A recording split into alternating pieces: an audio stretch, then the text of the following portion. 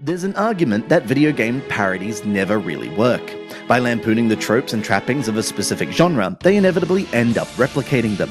Cthulhu Saves the World just about avoids that particular pitfall, landing its blows in an endearing rather than smug way, gently ribbing the 16-bit JRPGs it's based on, rather than picking them apart.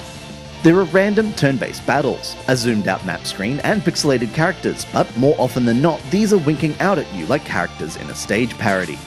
The game, which started life on Xbox Live, tells the story of H.P. Lovecraft's old god Cthulhu, who wakes from eons of slumber in the sunken city of R'lyeh.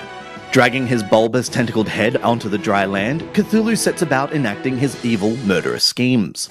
Or, at least he would, but a mysterious stranger strips him of all his evil, dark godly powers.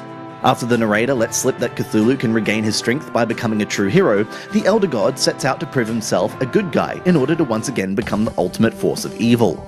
You're not alone in your adventures, picking up a maiden Umi within the first few minutes of the game.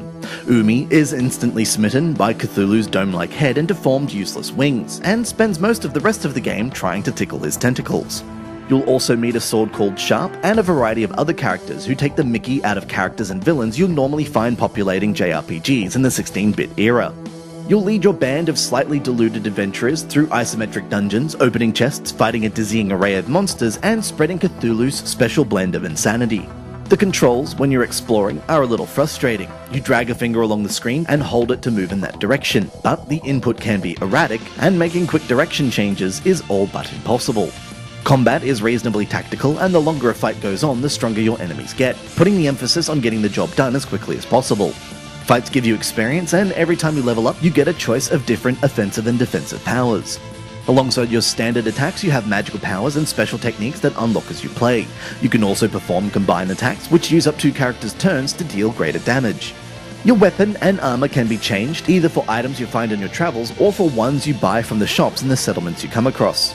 Potions replenish your health in battle, but restocking your magic points, which you spend to cast spells and use power, is a case of clawing back points fight by fight.